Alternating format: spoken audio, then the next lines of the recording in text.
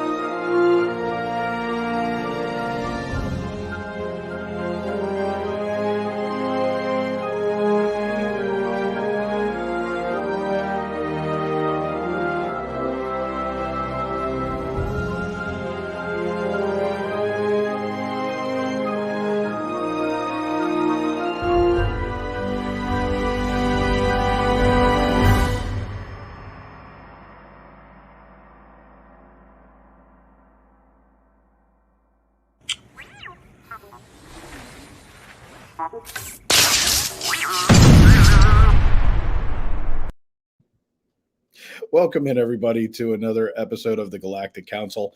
I am your Galactic Wacko leader, Dave.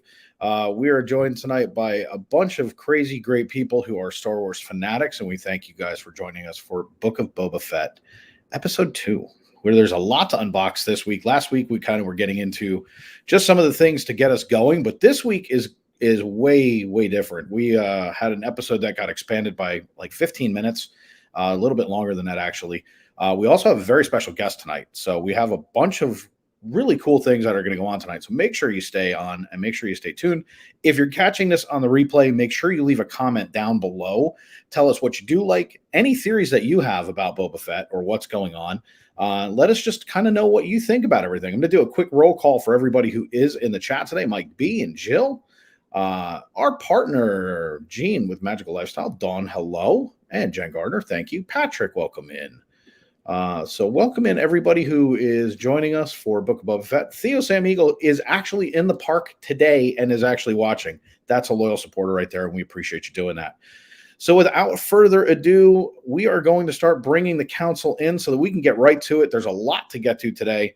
So first and foremost, we're going to start off with, last week, I'm not sure who. I think I went to the Jedi. I think this week we're going to start with Grand Moff, Marc Valentine.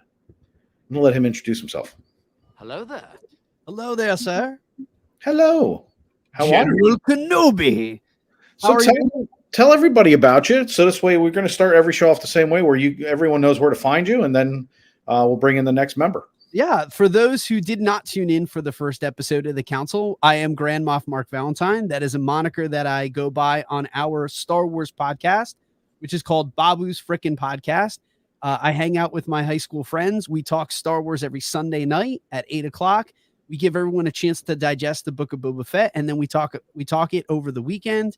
We had a lot of fun on Sunday in our first live stream that we did. But when I'm not talking Star Wars, I'm talking Disney over at This Diz Life on YouTube. And we would love a subscribe if you love Disney content, you love staying inside the Disney bubble. Come and check us out, and we would love if you would subscribe to our content. We have a live stream every Monday called Diz Live, and we hang out. We do giveaways every single week. It's a lot of fun. Me and my partner, Dwayne. I have to tell you, though, that was kind of funny because you said digest, which is how the Book of Boba Fett opened. So It's I figured I'd point that out for the folks who did not catch that. over 1,000 years, yes. There you go. So, and with that, we are going to bring up our next panelist. He is known as Sith Lord Krewitup. There he is. There it is. There it is. He's back in his house. He's not lit by absolutely nothing in the middle of a jungle. He is at home. He is in his element. Go ahead and tell everybody about what's behind you and what you do and all that fun stuff. Well, it wasn't the jungle. It was the woods. Close enough. It was cold, though. So I am an FP network mod, if you will. Super fan for Star Wars, definitely, as you can see behind me. My wife has a channel, Heather Ever After. We do unboxings for Bibbidi, Magic at Your Door, everything above Disney related, Star Wars related, Galaxy boxes, things like that. Sometimes I'm allowed to go on her channel and be a character, if you will. But you just did the other day. Yeah, we did. We just did an unboxing for. I was going to say it's glowing behind your head. It is glowing. It's hard to make room here in this room just with all the stuff that's in here. It's a small room. Hey, well, that's what we do. You got a lot of stuff in it. Just Disney fanatics all around. Star Wars fan for sure. And Boba Fett is probably one of my favorite characters. So I couldn't tell by the helmet behind you. Yeah. Sorry I didn't put it on, but the hair, I mean, come on. You don't want to mess up that hair. I mean, come on. It's perfect. You got the pomade in it and everything. Exactly. So with that, we're going to go ahead and bring in the light side now. We all know and love him. Let's just bring him in. He'll tell you who he is, what he does. You guys know who he is. We have Master Jedi, DC. There can be only one. Did he bring out Rey's lightsaber? Yes, I did. Because there was a little challenge Dave put out that someone in this council has more lightsabers than everyone else. Yeah. I'm putting you to the test. And by the way, Jill, thank you for hitting that subscribe button to this Dis Life. He walked off cam. The challenge is, as this thing progresses, every week I'm going to pull out more and more. Well, I'm sorry, but I think this lightsaber hit up Jango Fett. Okay. Very, very good. So I'll give you that one. The lightsaber battle has begun, everyone. DC, tell them who you are, where to find you so that they can go over, and if they love your content, they can also watch, subscribe, hit that like button for what you do, because you do something fun. Yes.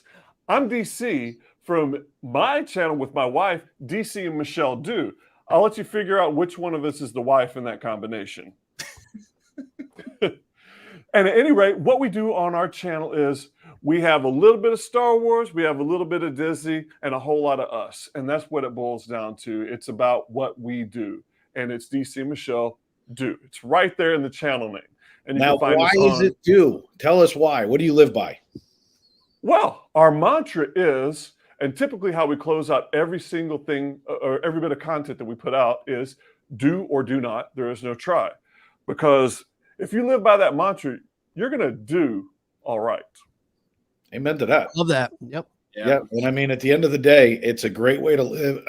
Live. And you're just a Star Wars guy through and through. I keep bringing it up that when we went to Give Kids the World Gala, Shelly actually had a button on her dress, which was Star Wars. Here's a woman who looked like Princess Anna who's wearing a Star Wars button. And it was elegantly done. And I have to give her props every single time we bring it up because at the end of the day, that was super cool.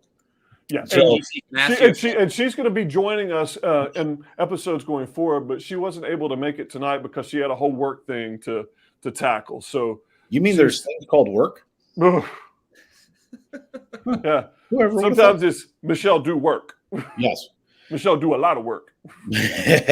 Somebody has to, right? I don't know if I'll overdo it.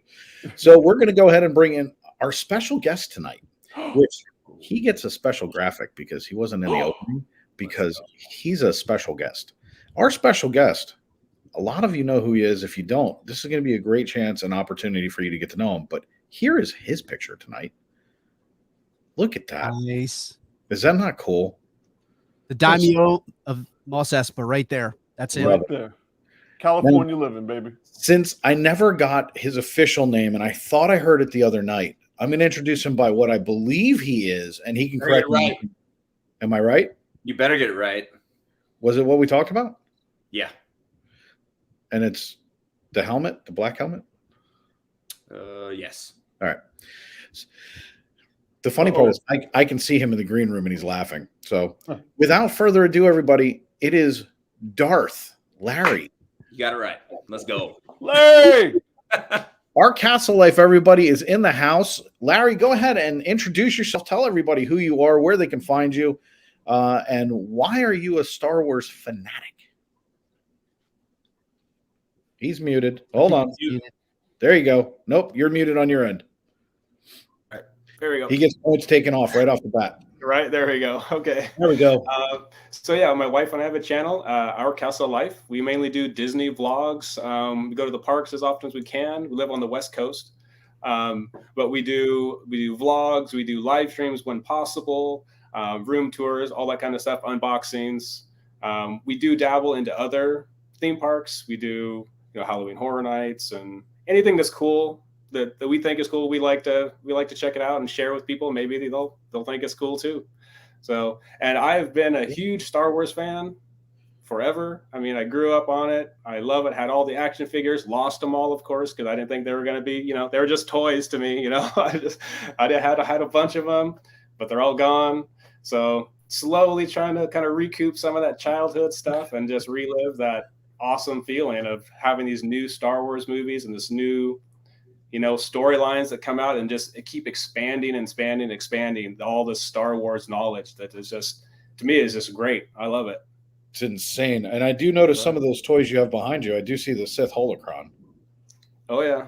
That's over your shoulder. Right. We've got a bunch of toys. Matter of fact, Crew is sitting there showing his. And then I saved this from my childhood. This is actual vintage Return of the Jedi Emperor Palpatine. Well, come on, Emperor. Whatever. Yeah, you had to save the little proof of purchases, right? You had to save the little proof of purchases on the back and send it in to get that one. Yep. Yeah, exactly. Yeah, I did that too, but I don't have it anymore. You see, the reason why the camera didn't focus because you're a Master Jedi. Yeah. Ooh. Master.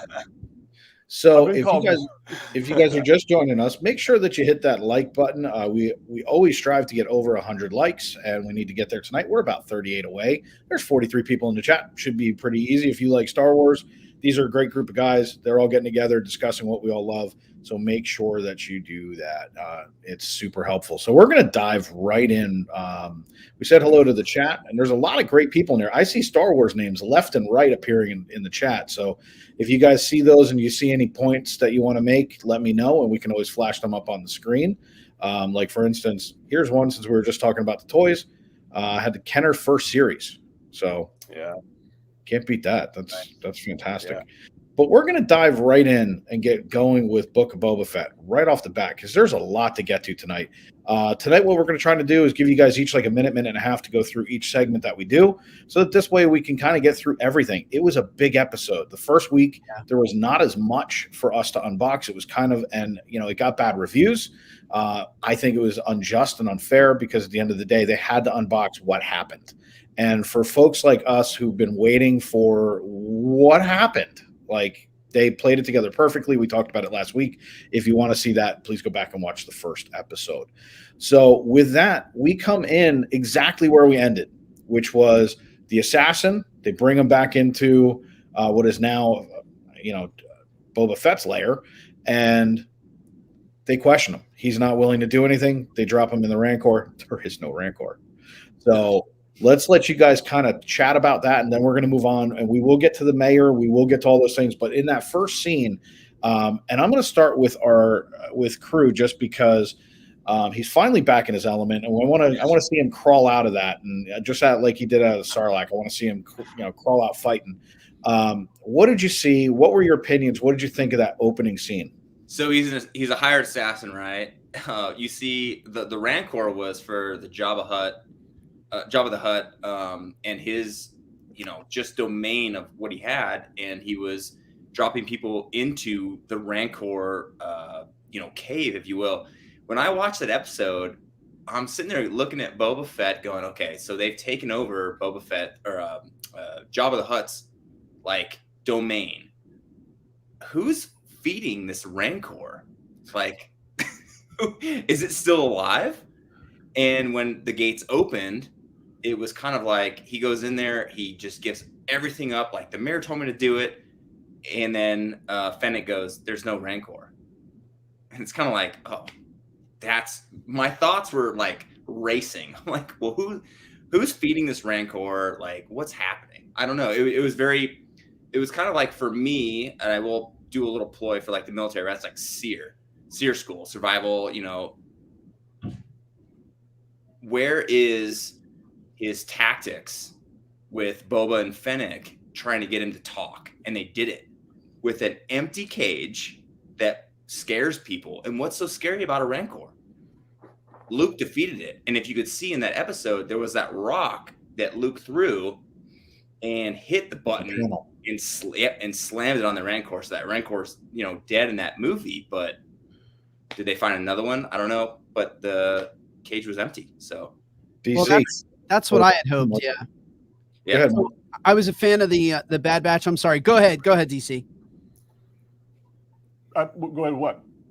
What did you think? He was throwing it to you, and I was going to talk. I was going to go around this way because I know Marc is going to. I'm good with that part. I'm good. I know that Marc's going to come out with some poignant statements that are going to drive us into the next thing. So I figured I'd go DC next. Well, the whole take was, like I said, just a continuation. But I have a feeling it was a red herring. I feel like the assassin gave up the goods a little too quickly. You know, even though it was fear-based, just something about it didn't ring true. And especially when it was doubled down on when Fennec said that basically that assassin clan is all about talk anyway. They're all talk, no muscle. So that leads me to believe that they weren't necessarily hired by the mayor, because the mayor would know whom to hire, I would think, especially with it being local. So then it does make more sense that it could be something related to the Hutts, because the Hutts who were off-world wouldn't know necessarily that assassin clan on Tatooine was all about talk. So I think it lends a little bit of credence toward that. But at the same time, that's where the misdirection came from with the assassin, by saying it was the mayor rather than giving up the Hutts right away. To our special guest of the day, Darth Larry. What are your thoughts on it? What did you think when you saw that opening scene? Well, I think there's still a lot of twists and turns. Obviously, it's only the second episode. Boba Fett and Fennec, they're definitely trying to like find their own way, you know, because obviously, you know, Boba says he wants to rule with respect, not fear. So I think there's a lot of changes going on in him. And I think Fennec's gonna kind of back him up on that and kind of follow his lead. Yeah. So I think there's a lot of room for him to grow as a character, because we know him, you know, from previously, you know, in those whatever 6 minutes or 4 minutes of screen time he has in all the prequels, to now where he's like, he talks, you know, he's not just a figure in the back that just commands the room just by his presence. You know, he has a lot to speak now. And when that Rancor pit opened, I was like, oh my gosh, it is going to be crazy if there's a Rancor in there. Because I think someone did mention, I wasn't sure it was, but the Bad Batch, they did rescue a baby Rancor, Moochie. Moochie. So I was like, no way.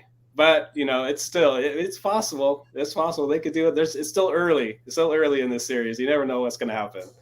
They're bringing stuff in that is just, it's going to put a smile on my face every week. Look at how much you're smiling right now. You're so happy about this. I love it. Yeah, this is great. I love this stuff. Yeah. But no, and it just shows that's what makes it so much fun.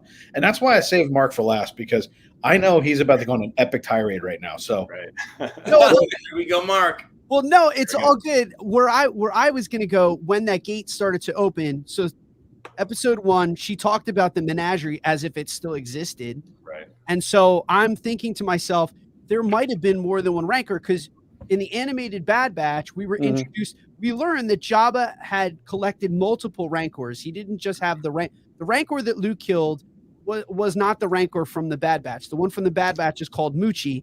So when that was opening, I really did believe that Moochie was going to be in there. I didn't think it was a bluff. And I'm wondering, where did Moochie go at this point? But it was a really cool. I like, again, the way this series is showing the influences that the original trilogy had on it.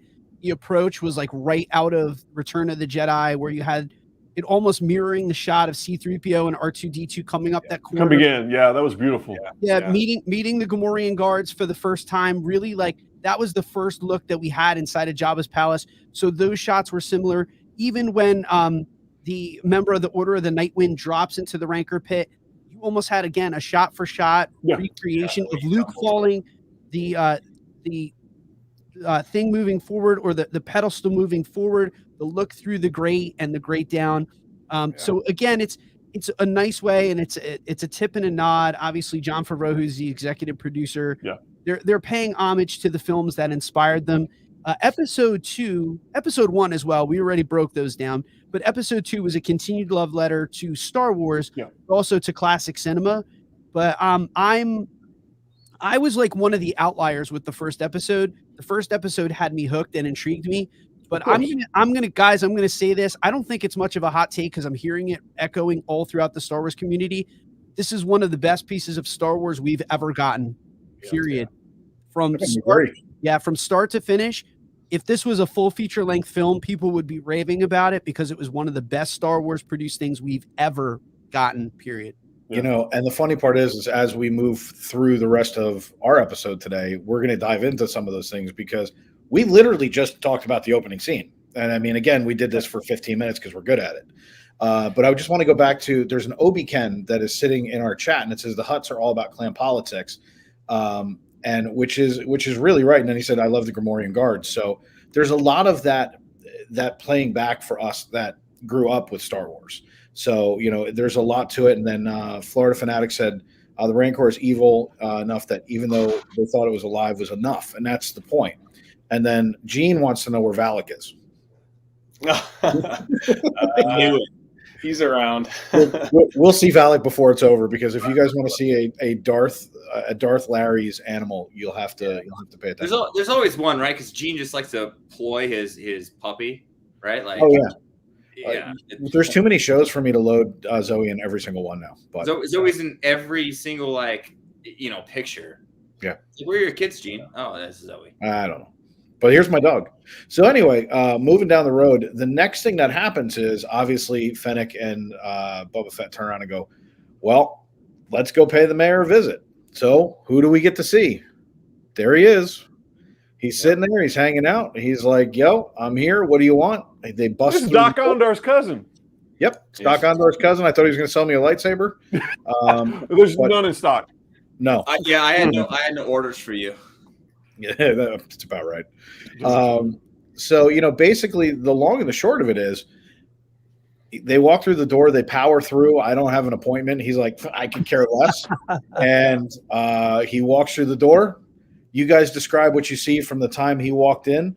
We ended last time with Marc, so this time we're going to start. Let's go with Larry, just so this way Larry can kick it off, get his points in first, and then we'll go over to Marc.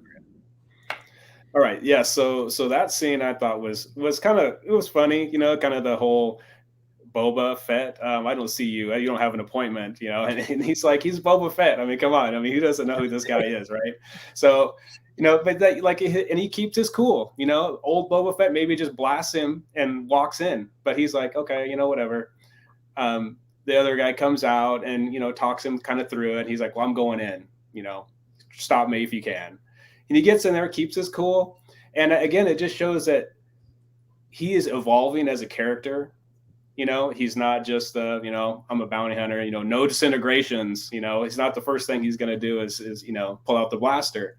So I thought it was a cool scene where, again, it shows his evolution as a character. And I thought that there's a lot of, like I said, a lot of twists and turns still. I'm not really sure where it's going to go. With all this, you know, the mayor sent the assassin, or the Hutt sent the assassin, or the I can't remember her name off the top of my head. The Twi'lek from the Jennifer Beals. Jennifer Beals. Yes, I was trying to think of her name. So Jennifer Beals. So there's also kind of that coming up. You know, there's maybe something going on there with her maybe being, you know, more involved in kind of what's going on than she's leading on. Right. So it's kind of. It could go either way. I think they're putting a lot of different things out there it could go, you know, 3 or 4 different ways. And, you know, I think it's going to be exciting to see. I agree. So would you say that the character is developing not only as that bounty hunter instinct, but also kind of becoming a politician in some respect, but he's also being manipulated or manipulable because he's new at it. Yeah, I think so. I mean, I think there's probably a little bit of a, it's a new thing for him, for this. So I'm sure there's going to be he's going to try his best, but he's going to have to fall back eventually at some point and go to the old Boba Fett where I'm just going to, pull out the blaster and do my thing. Yeah. But I think it's going to be interesting to see, how he progresses. That's awesome. So Mark, same kind of thing for you do you think that because he's learning as a politician, in the first episode, we saw him not coming in by litter. He was, immediately gets attacked by the assassins. People are challenging him. The mayor's sitting here showing him absolutely no respect. So is it, do you think the bounty hunter is going to come out, or do you think he's going to rule as a politician? No, I think the answer to that is, and that's where these flashbacks come in, that, we talked about this on Bobby's freaking podcast, and we didn't quite know what we were going to get after the first episode. There was a lot of speculation of what kind of show this is going to be. I think the whole purpose of this show is to see what he promised in that first show is I'm going to be different. And you saw the transformation in the second half of this episode. You saw the man that he was, that he's a man, like he's not to be trifled with. Don't make no mistake about it. He can bust skulls when he needs to. Like the man he's proficient with a gaffy stick, but he's trying to rule differently. When the Major Domo, it was funny. But when the Major Domo again says, apologies, I didn't see your litter. Again, you could see just the stare on his face. He was so tired of that phrase. Like, if one more person tells me I have to ride a litter, I'm going to kill them. But instead, it was like, there he is. There he is. Sorry. Cat. Cat sighting. So, DC, meet Valak and his sweater. I believe I've seen Valak before. For those of you who don't know in the chat, that's Valak. Yeah. Where's Valak tonight? Valak is known by most as Cat. Yeah. And That's a Pete McDivitt thing. Yes. And as a matter of fact, what does Jill put up? Cat. So, Magical Lifestyle puts up, and there's Gene, our partner. Cat is a star. FP Network, Cat. I think the Cat's more famous than anybody else, and the Cat needs its own channel. Yeah, I wasn't going to compete with the Cat. The Adventures of Valak. Yeah. Oh, once the Cat comes on, you're done. That was it. I can't even remember what I was talking about at this point. The Cat just took it all. The Cat takes over, and the Cat has actual Sith powers that can actually take you and go like this, and then make you fall off screen. So, but basically, what we were kind of going through is the fact that, politician wise, the way that he's acting, Crew, you saw it differently, or, when he goes into the mayor's office, what did you see, especially that interaction with he and the mayor, where the mayor is trying to manipulate him? So I first laughed at the desk guy, like the bellhop, if you will. He's like, oh, you don't have an appointment? It almost seemed like a DMV appointment. That's funny. And it's like, dude, I'm here to see the mayor, or I'm here to see, what I got to do. And he's like, oh, you don't have an appointment, go away. That was pretty funny for Jon Favreau and Dave Filoni to write in, because it was comedy, if you will, in Star Wars. And a lot of Star Wars isn't necessarily comedy. So that was pretty funny. And then, like Larry said, I don't know that guy's name. My apologies. But comes in, knocks him away, and goes, "You can't go in there." I'm going to agree with Mark and Larry and say he went in there, Boba Fett, straight-faced. I'm not a bounty hunter anymore. I'm taking over Jabba's land, and the assassin gets assassinated. Yeah, because the mayor's trying to hide something. Yeah, possibly. That was a cover-up. Yeah, a cover-up. Maybe like, well, we're in the Hutt land right now. Right, exactly. We're not allowed to have these things happen. Uh-huh. So it's kind of like, okay. I will put in a little bit with the actual episode. I didn't like how, and this might be negative for people, sorry, I'm going to point it out. The voiceover for the mayor was kind of annoying. With his own language. With Robert Rodriguez doing it. Robert Rodriguez, yeah.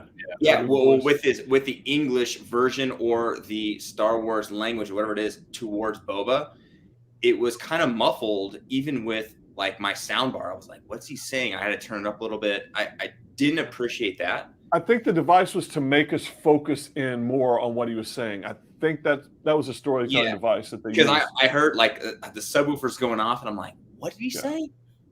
I'm like, okay, that's just a small little thing that I noticed I didn't like. But all in all, the assassin got assassinated. Now we have no answers of who sent him. And Well, we're moving forward from this point, which is a very important point.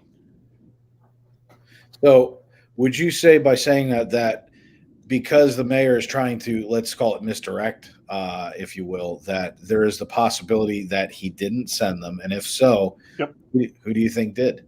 DC, go. Yeah, I clearly think it's a HUD thing. Yeah. Clearly think it's a HUD thing. So when you were in the room with the mayor, he's sitting there, obviously sounds a little muffled, but at the same time, I agree with you that there's probably some of it is to for them, to draw you in, to make you go, what? Right, make us focus up. But what about that scene kind of jumped out to you, if anything other than what your panel said? Well, in the moment, it was very in medias res, right? Meaning we were dropped in the middle of the scene and we're confused as to what's going on, right? So I was just paying attention to what's going on.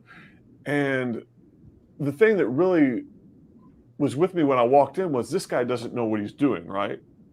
But then when we look at the episode as a whole, because later after they pull off the train heist, for lack of a better term, we'll get there. They talk about, but they talk about what's civil and what is civility, right? Yeah. And they didn't think it was civilized. And then taking back to that scene, this is Boba Fett asserting his own concept of civility. It's a new way of doing things. It's his own branding. It's his own style. And I think that's what we are being shown and established. And I think we're slowly bringing together those two worlds of Boba Fett today and Boba Fett yesterday. Like, it's become so clear, and I know I said it last week, that I think that's where this whole thing is leading to. It's going to be the conjoining of the before and after, where we're going to meet the whole Boba Fett as he moves forward. DC, save your thoughts, DC, because I know where you're going with this. I think we're going to agree on something. Well, and I would sit there and say that, one of the things that's often overlooked, or at least I think it's being overlooked, because I'm watching a lot of what you guys are watching too. We know about Boba Fett up into including the time when he went into the pit. Yeah. This is now a whole new story. So it can't be about what has happened. It has to be what's going to happen. So the character has to have growth in order for us to enjoy it. I'm not telling you that I wouldn't like to see him fly around on a rocket pack and blast some people, but that's easy. That's easy. Yeah. This is a storyline that's going to take him forward because he decided to make a conscious decision to take out Jabba and to move forward and it's because of the Tuskens. Yeah. And that's exactly right, which we're going to get to in just a second. So he walks down the street again, no litter, walks in. He goes into the bar. He's obviously very good at reading people as a bounty hunter. He realizes something is way off. All of a sudden, you start to hear the drums. Mark, lead us down that road. So the mayor tells him to go to the bar because that's going to be the answer that he seeks. Yep. And we're going to get into the woods on this in great detail on Sunday on Bobby's Frickin' Podcast. With the Twi'lek? Yeah, well, here's what I think. I do think that the mayor sent the assassin at the behest of the Hutts. The mayor serves at the pleasure of the Hutts, as does the Twi'lek, Jennifer Beals, that everyone is in league with the Hutts, that the Hutt crime syndicate has never lost. Jabba died, but the Hutts never lost control of Mos Espa. Yeah, no. And we were under the impression that Bib Fortuna sitting on that throne was he took over. He did not. No, he was a placeholder. Exactly. When Boba Fett assassinates Bib Fortuna, he disrupts their presence, the Hutt's presence, that's not okay. And I think that's what they're showing him in that slate, basically saying, this is still ours. And I think that he's the last one to really know that everyone that is around him is working for the Hutts. And I'm hoping that that's the big bad of the series, that the twins that come in, that we don't have to wait for some reveal until the 6th episode like we did in the first season of The Mandalorian before we finally get to see Grand Moff. Yes, Grand Moff. I can't remember the What's actor. your name? Say grandma though. It's Grandma No. Mark. No, I can't remember Gideon. actors. Moff Gideon. Gideon, thank you.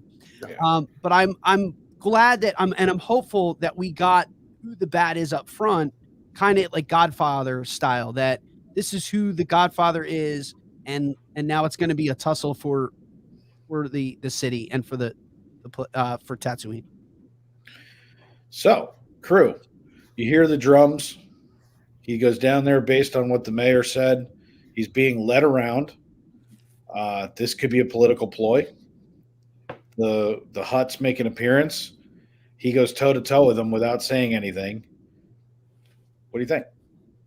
So without the litter, we've kind of talked about this episode 1. We won't go back, like Mark said. The litter piece to Boba Fett is kind of going to be a foreshadowing of the rest of episode 2, because there's some scenes that we're going to talk about that he no longer wants to be a bounty hunter. He wants to be a boss. For the drums coming down the street, I mean, I figured it would probably be like a Hutt, but who? What I can gather from that is, goodness gracious, I wouldn't want to be holding that litter, because Right? if you see a semi truck and how sometimes they're bowed up, all that weight was bowed down. You missed some of it. Some of the dudes that were in the actual scene, their legs were buckling. I don't know if that was for cinematic effect, but that literally was a heavy litter. But when I saw them come out, it was almost like, okay, cool. The cousin of Boba Fett and his other cousin, so the sister and the brother, are here to take over Mos Espa. What does Boba Fett do? The exact same thing Larry said. He stares him down and he goes, I'm not scared. Like, I've taken this over. It's my place. And then it goes to a cut where he's not allowed to kill them without authority, if you will. Who's he going to ask for authority to kill a Hutt? That was a weird situation, because the Hutts own it. How many more Hutts are around Tatooine? Who do you think's protecting the Hutts, though, man? So, well, we'll get into Black Krrsantan, but We'll get there in a second. But no, I mean, like I have no the clue, power, right? yeah. Because those dudes that were holding the litter aren't his security, if you will. They're just his slaves. Yeah. Yeah. I don't know.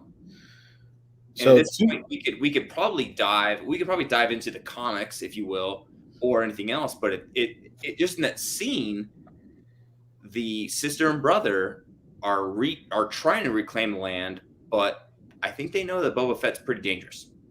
Right. That's it, Jill. That's it. Yeah. Jill's sitting there saying it, and there's two things that you brought up that I think are really interesting, because we're going to go to DC with it, which is, how many Hutts are there? Okay, like they talked about the twins, we found out about, and how many do we think there may be? Because obviously there's different regions, if you will. Tons. So we think there's it's a whole Hutt clan. Now, do we think there is a primeval Hutt that sits at the top, or is it someone ruling the Hutts? Huh? What if it's Zero the Hutt? Yeah. Pizza Hut. Could be from Pizza the Hut.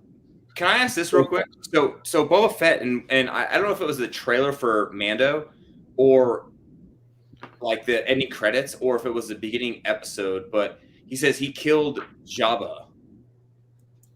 I don't think that's true, because I'm pretty sure Leia killed Jabba. Yeah. That's a good point. That happened. That was actually in either the cutscenes for the end credits for Mandalorian season 2, the last episode. He goes in, blasts them all, and says, "I killed Jabba. This is mine now." But I don't think he killed Jabba. No. That's a good point. That happened. So Boba Fett was just flexing. That's all. Possibly, right? But Leia was because everyone else who was there that was a non-rebel died. Yeah, and I mean, if you remember the chain around the neck, I mean, and who could forget the bikini? So, at the end of the day, the chains around the neck, his tongue's out the side, his head slumps over. I happen to agree. That makes good sense. Yeah. So on to, well, I'm going to just bring these up because these are from the comic book, and then I have the actual. Well, let's start with the photo. Now Obi-Wan. Awesome. So we've got Darth Wookiee. Yeah. Darth Wookiee shows up now. It's not Darth Wookiee. I know. I know, but Mark sent me these, so I'm gonna go ahead and flash these up for a second, then let Mark start off because he was nice enough to send us some graphics today. Yeah, man. These are from the comic book themselves. I'm going to leave them up so that you guys can kind of see them, but just to kind of show you a close up real quick, it is Darth Vader. You do see obviously Boba Fett, and then I mean that is without a doubt what is being shown right there. Oh yeah. Yeah. So That's Black there's no ifs, ands, or buts about it. There's no ifs, ands, or buts. That's Black Krrsantan from the comics. Take us away. 1,000%. Whom Darth hired over Boba Fett at one point. Yep. I think it was in the second or third comic. Yeah, and it's appropriate that the two that he knows who he is. I mean, yeah, because there's that one look at the end of the interaction, that kind of knowing look like, okay, dude, I see you. Some shit's gonna go down one way or the other. Yeah, Darth Pardon my Vader. language. Yeah, Darth Vader. So Darth Vader. So for those people who are wondering, my buddy texts me. He's like, "Yo, I'm in it for Darth Wookiee." So his name is Black Krrsantan. He is now canon. He's from the comics. He's from the Darth Vader comic. I want to say it's comic number 5. If I'm sorry for the number, please, I apologize if I'm off by a few. Yeah. But so he's hired and originally works for Jabba the Hutt. As you can see from the comic panel, he and Boba Fett are both conscripted and hired by Darth Vader to go and hunt down various Jedi. He actually fights Obi-Wan Kenobi in the comics. He does some damage to Obi-Wan, kidnapping Uncle Owen, who he mistaked. There was a case of mistaken identity. But he is known for running with Dr. Afra. We're not going in those weeds. We'll do that Sunday. Really? I knew you were going to do this. I know. I'm sorry, man. I'm sorry. So he's known for running with Doc Afra. If she comes in, I'll geek out. More on that on Sunday, Paul. I won't go into it. But the cool thing about this is with every single show, with every single layer of the Mandoverse and Boba Fett and Mando 2.5, we are getting, again, Jon Favreau, Dave Filoni, Robert Rodriguez, fans of the franchise. They know it. Understanding what the people want. And it's so funny because Kathleen Kennedy and Lucasfilm took all of the novels and the comic books and were like legends. And Jon Favreau and Dave Filoni are like, nope, canon. Dark Krrsantan, canon. And I love it. I'm here for it. Yeah. So, Plaid Man. It's the 3 caballeros. But there's 5 of them, as your wife says. So no, mine's gonna be quick. Mine's gonna be really, really quick. So when Krrsantan comes out, it's a stare down, right? Yeah. He's from canon. He's actually from the comic book Darth Vader Episode 1. From the comic book, it was like 2005. I think that comic book came out. Yep. That's where he first showed up. He is a BA Wookiee that just demolishes things. He's fought Obi-Wan. He's fought Darth Vader. He's fought Luke. So he's a murderous Wookiee. Yeah. So he also worked with Boba Fett with Jabba. They were both hired by Jabba. So that was a weird interaction. I don't know if it was for Disney Plus and Disney itself, where it looked like they didn't know each other. So I guess we'll see more about that. Maybe episode 3, episode 4. But doesn't he know him though? Because he mentions the death bits of Dur and his time as a gladiator, which is all true. Yeah. I felt it was like the stare down though was it looks like they don't know each other, right? I would say this to you though, Crew. It almost looked like a hockey fight where the two of them squared off. They both met at center ice. They looked at each other and went, "Yeah, you know me. I know you. You know me. That's you don't want to do this right now because if you do, we're gonna do this right now." And that's my thing. Like no foreshadowing with like whether they. I don't know, because Disney does it differently with what Star Wars canon is with the comic books, right? So for me watching it, I'm watching it going, okay, I know who he is. I know who he is. I know who they have worked for. I know what their their jobs have been together. But the way it looked was Krrsantan's looking at him like, I don't know who you are. That's my opinion. I disagree. That's the best part of this. That's why we have this. I'm just saying, because I watch a lot of Star Wars stuff. And yeah, but I've watched a lot of stare downs in my life. And, DC, let's go. I see now. I see when you're Wookiee height and you see some people who want to tussle with you, yeah, trust. For most people, there's a certain look that you know. DC is 7'9", so well, this tree's 90 feet tall. Before this cancer thing, I was a legit 6'7", and now you're 6'6". Well, anyways, that's my ploy with Krrsantan. I think it's a great addition to the canon, if you will, because he is a BA bounty hunter. And it's really cool to see him there, but he's now working for the cousins of Jabba the Hutt. So DC, you see it differently. Give us your perspective. That's the whole point of the council, is to debate our points and to see who next week who's right, who's wrong. Well, the shuffle down came from that look. Of course, we can't see everything, but there's a quick side eye as that scene closed out, where Black Krrsantan looked at Boba and it said everything I needed to know as far as how Black Krrsantan felt about Boba Fett. Yeah. It was clear to me that, okay, dude, blank is going to go down. Yeah. Because as they say before they leave, sleep lightly, Boba Fett. You know, they definitely threw a threat out there that was wrapped in a promise. Yeah. And I think that promise was delivered by Black Krrsantan saying, hey, buddy, I'm coming after you. I interpreted it almost as bad blood too. Yeah. Bad blood. Yeah. I think Valak agrees. Where'd Valak go? He's sitting over here on the floor. He went like this. He goes, no, that's not it. Meow. Meow. So basically, the long and the short of it is we all kind of seem to agree. Obviously, we're going to give Larry the last word on this, and then what we're going to do is kind of what we did last week. Larry, take us through what you saw in that scene, because this, I think, is a real pivotal moment. You got the Hutts there. You have Darth Wookiee, and basically, I know you're going to drive crew absolutely nuts. That's why I keep saying it. And basically, you have this is kind of, if you will, this is an epic building moment, because as soon as this is over, we go to the next cut, which we're going to get to next. But tell us what you see, because it's pivotal. Well, I think just seeing the twins on that litter, I think it was just really cool to see other Hutts, because you really don't see a whole lot of other Hutts in any other Star Wars, shows or movies. So I thought that was really cool just to see, like, wow, there are other Hutts around, and they actually do get around and, whatever. So I thought that was really cool. And I thought they looked really good too, for a CGI, Jabba or Hutts. I thought they looked really good.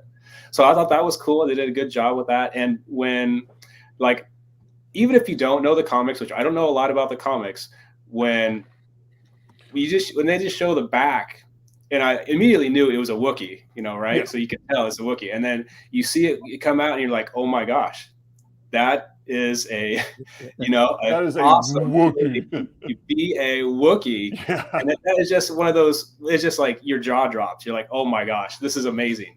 It's kind of one of those, like, he didn't say anything, Black Krrsantan didn't say anything, obviously, but it was just like, he just commanded, like, that scene. It was just like, oh my gosh, there is definitely tension here. Like, you see him walk up this nice, slow walk, just eyeballing each other. It's like, like, I agree, there's definitely tension there. There is some bad blood there. I definitely think, obviously they know each other, they work together, they've, and even Boba made some comments about, taking out some sleeping, Trandoshan guards, or something like that. So he kind of knows some of the history and some of the, kind of how he operates and that kind of thing. So they definitely know each other. And I think that's going to be amazing to see kind of where this goes. And if those guys go at it, oh man. That's a good point. And I think that's when we get to see, because at some point you have to imagine that something will come out of it. Yeah. It would be way too epic to build up that tension to not have something come out of it. Yeah. So we're going to turn, because the opening scenes, and they did this last week and they did it again this week. And then what did they do? They take us from where we are present day. They take us back to how is this character developing? And this is where the show keeps getting kicked in. But for Star Wars people like us, this is what makes it, because how did this happen? I'm more curious about that. And yes, everyone says it slows down. The action didn't slow down this time. No. They already developed the, hey, he's obviously going to be working with the Tuskens. So because we have about a half an hour, about 30 minutes left on the show, what we're going to do is all of it. I'm not going to say it's one gigantic scene, because it's not. There's a lot of things to break up. But what we're going to do is kind of just roll through, because they do literally walk into the next scene. Every scene from here on out. So what I'm going to do is I'm going to play. I'm not going to play because I'm not to play clips. I'm going to put up 2 pictures, because the 2 scenes kind of lead into the third, and then the fourth, and then the fifth, and so on and so forth. But the first thing that you see is this: is you see him. They break away, and he's being taught, almost like in The Last Samurai, by essentially what was at one point his captor. So now he's befriending Tusken Raiders. And so what does he do? He starts to sympathize with them. By sympathizing with them, and then we have the train scene, what happens next?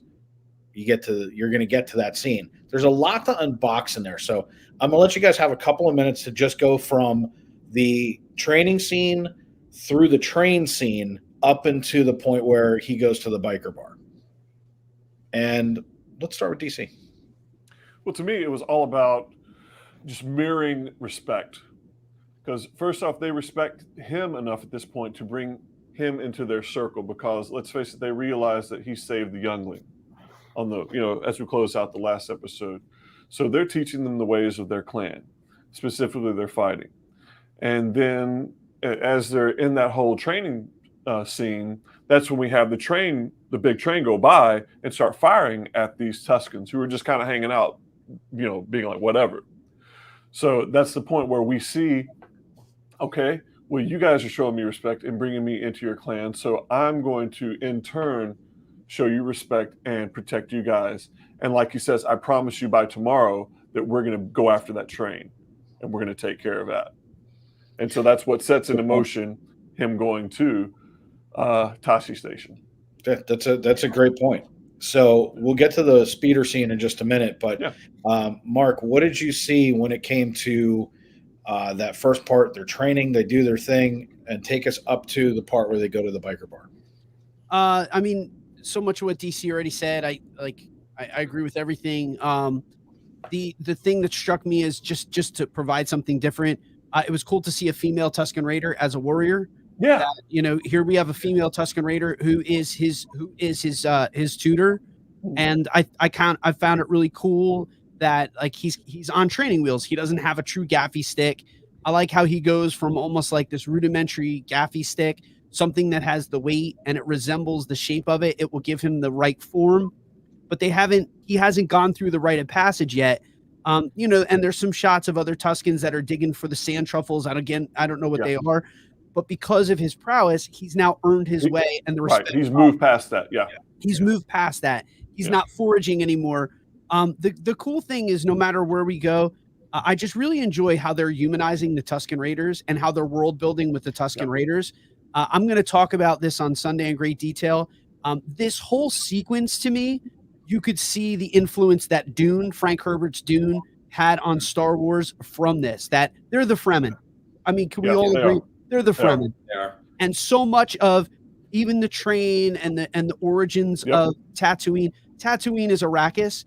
This was a love letter to Frank Herbert's Dune, and it was not subtle at all. But they were developing the Tusken Raiders like they do the Fremen in the Dune series, and it was cool. I thought it was really cool to acknowledge again the roots of what influenced Star Wars.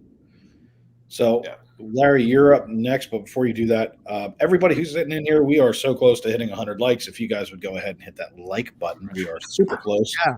Show these guys some love. Show them what we're doing is worth it. Go and hit that like button. Let's get up over 100. It helps us share this out to more Star Wars super fanatics like the gentleman sitting with me today. So thank you for doing that, and just keep hitting that. With that, Larry, what'd you see take us from, same thing, training all the way up to right before the biker bar? Yeah, I mean, I agree with what's been said. I think they are really kind of giving us a lot more backstory on the Tusken Raiders, and they're not just these crazy, scavengers, that are attack anything that comes in their territory. You know, there's a lot more to that. So again, and just seeing Boba's progression within their tribe, because like I said, he started off, he was digging for the black melons, and now he's training. You know, he started off with the little kid stick, you know, had the little kid stick, and now he's got the bigger gaffy stick. And it just shows his progression and the way he is becoming more involved with them and learning their ways and earning that respect, you know, kind of going both ways. You know, he earned their respect by saving the child, and now he's learning what they have to offer. And it just expands what we know about the Sand People or Tusken Raiders. And I think it's just great. It's just more information on these characters that you only see, you know, little blips of here in the Star Wars universe, but now you're getting this whole other kind of take on them, and it kind of just makes you rethink everything you thought you knew about those characters. So, Crew, that brings us up to you. Now, I'm sure you're going to agree with a lot of things. If you have something to add, definitely do so, because I'm also going to start off the next round with you. So it's going to take us into the biker bar. So if you want to actually, it's going to be pretty quick, just because I agree with everyone about Tusken Raiders. Yeah, it's defensive and it's respect, because you have a train that's coming to shoot them. It's a spice running train, if you will, and all they're doing is attacking a tribe that owns Tatooine, right? Like they own this land, and when that train scene ends, Boba's sitting there. They have the rights to this land. Yeah. Very protective, because he knows that the chieftain, if you will, has already accepted him by killing and Marc, you know the name of it. It's the character. What's that? The character that Boba Fett killed in episode 1? Goro. Yeah. Space Goro. Yeah, Space Space Goro. Goro. Yeah. So he knew immediately, right? Like the chieftain knew, hey, you saved one of my clan members, and you're going to be accepted, whether he was a prisoner or not. Now he's being inducted into the tribe, which probably is going to flow into the next portion of what you're going to say, Dave. That's all. Yeah. So basically where we go to from that, and again, a lot of this is we're all going to agree on. So we're going to kind of touch, stick, and move so that we can get through it. We go into what is essentially a Tatooine biker bar. It's Tashi Station. Tashi Station. Tashi Station. So pick up some power converters. Thank you. So can I start? Power converters.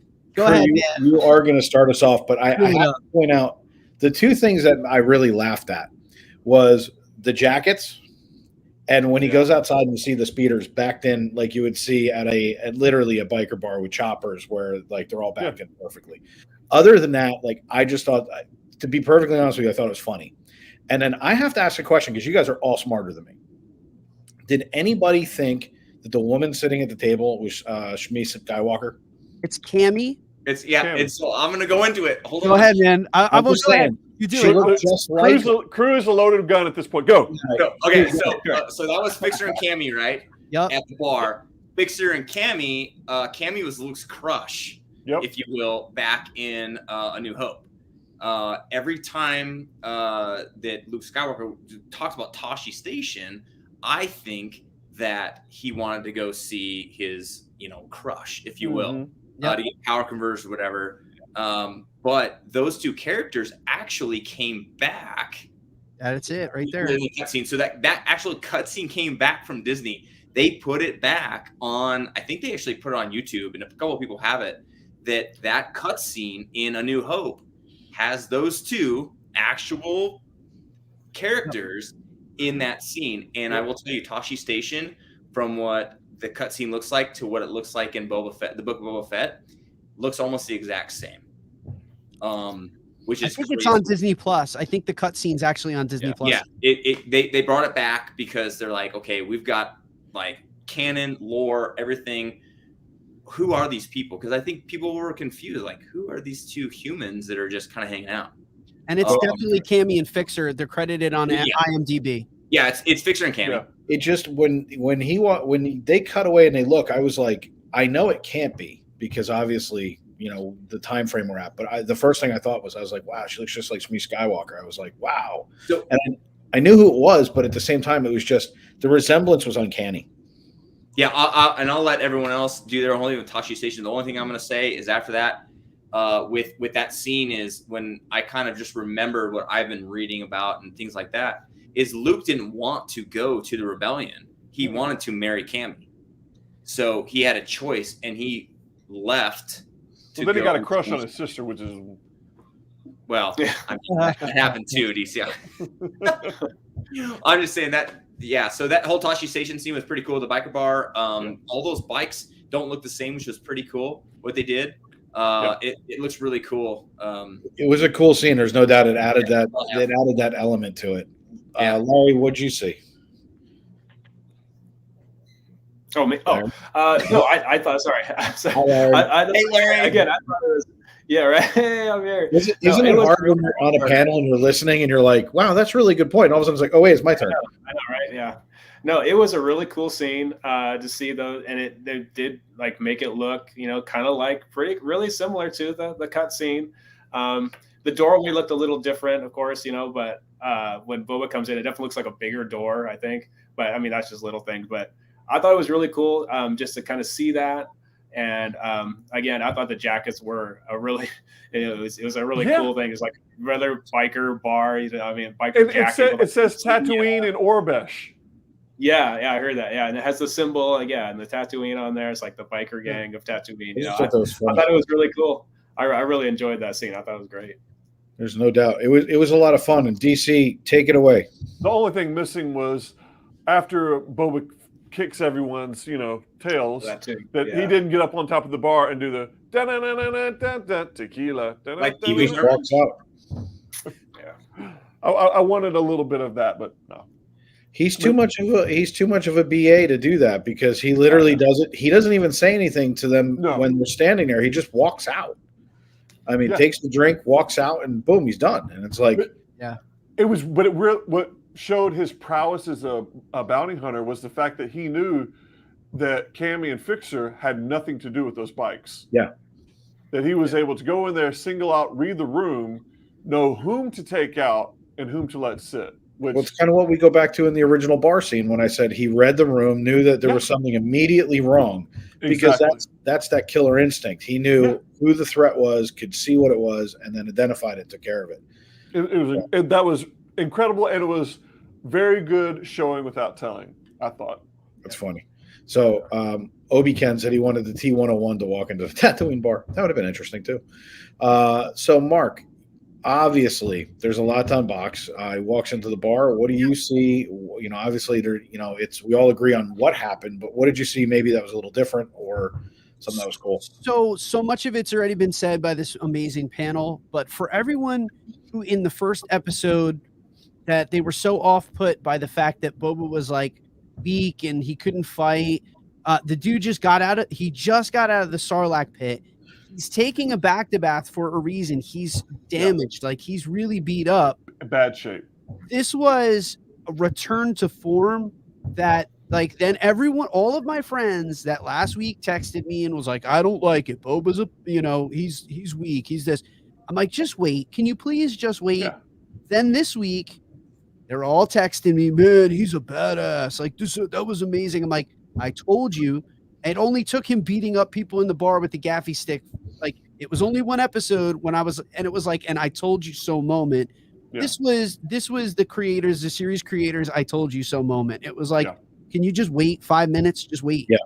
Let us develop this. He can't be OP from the first episode on. There's nowhere to grow if he is. Right. He's got to develop. And this was the Sleeper Awakens. Just that moment. And to emphasize how beat up he is at this point, do you realize that Boba Fett in those flashback scenes is only about 33 or 34 years old? Yeah. At the oldest.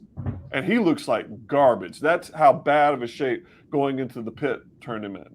Well, that's actually the point, though, right? Is exactly what I don't remember who said it before, but if this was a movie, it would be an epic movie. It's just they released out. What was it? The first episode was 38 minutes or 40 minutes? Yeah, 38 minutes for the first episode. 38 minutes. So you're sitting there going, okay, we got 38 minutes, and a lot of it. It's kind of like, I'm not going to compare it to Loki, but when they developed the Loki series, and even with Hawkeye, there's always that first episode is slow. And it has to be because there's a development. But the best part about this was for all of us sitting here, when he's coming out of the Sarlacc, first of all, how cool is it being in the Sarlacc? And then all of a sudden seeing Jabba's floating palace is smashed, it's burning, it's this, it's that. It connected with us. For the people who are just coming into the series that didn't wait 30 some odd years to go, oh, there it is. They didn't have that moment. So it's a little different. Can I ask a quick question to the panel? No. Okay. So we know that Patton Oswalt was talking on, I think it was Parks and Rec. Parks and Rec. Yes. He played the clip. When he does the filibuster. Yeah. Parks and Rec episode came out, and he's talking about Boba Fett coming out of the sand. Do you think that Jon Favreau and Dave Filoni no latched on that? No, because it's so many people think that's the case.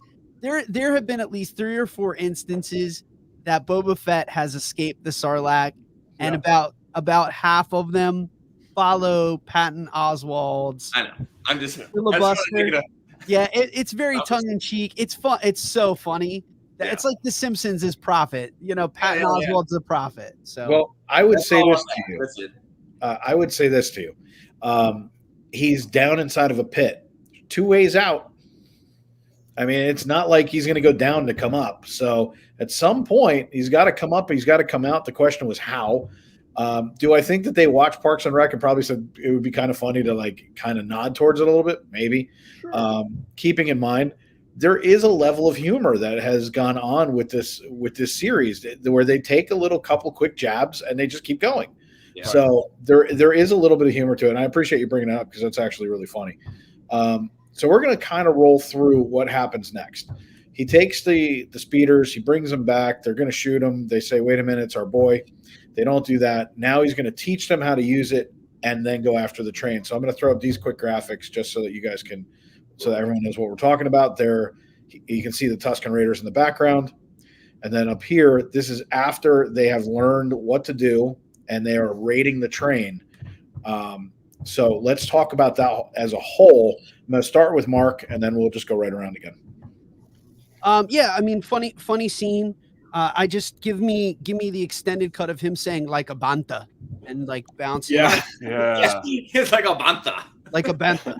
Yeah. With that New Zealander accent too, right? With the Maori accent, it was really good. This was like Dave mentioned The Last Samurai before.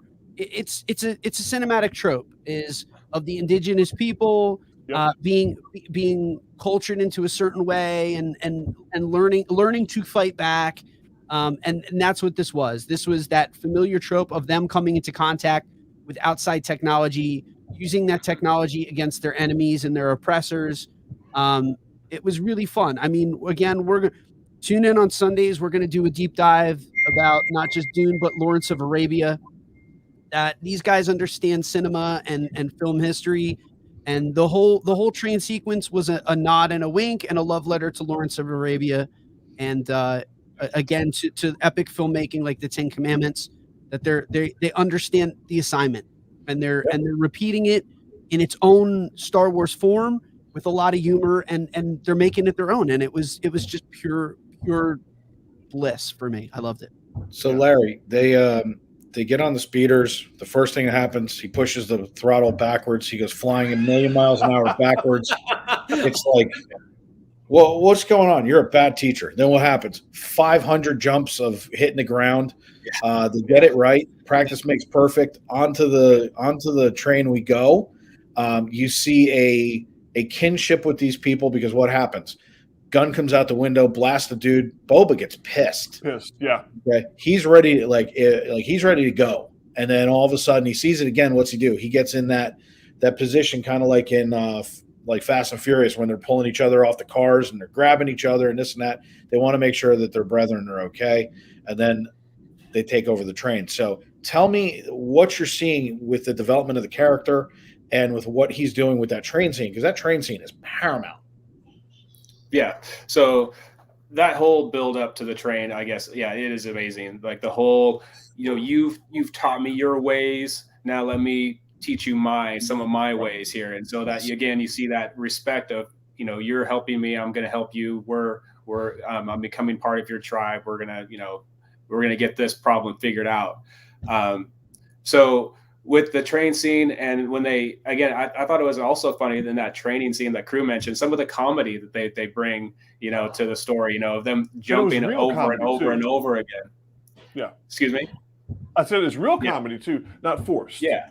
Physical comedy. Yeah, really. Exactly. So I thought that was really good, because you don't really see a lot of that. But the train scene, again, he's building a relationship with the Tusken Raiders, and he sees them, taking a fall, and like he said, like he gets mad. He takes it. This is personal. He's going to take this train down one way or the other, and he goes and he just gets it done. He gets up on the train. And then the female Tusken Raider, sees that there's stuff going on, and then she comes just straight in and just jumps in the train and just takes out everybody. Yeah. And that was kind of the thing that turns the tide on this, because if that doesn't really happen, I mean, it's kind of, I don't really know what's going to happen here, because I mean, they're obviously heavily armed inside that train, and the Tusken Raiders, they're getting picked off kind of one after the other. But then, like I said, when the female Tusken Raider comes in, she just cleans house, and I think it was amazing to see another. One of the things that I liked about it is, and this is just my own personal warped sense of humor, but you're like looking past the blaster. They're using the door as a blaster shield, and you look, and all of a sudden the guy goes whoop, and it's like, and whack-a-mole. Like, it was just funny to me. Like, I appreciated the subtle humor that they were adding into such an intense scene. Yeah.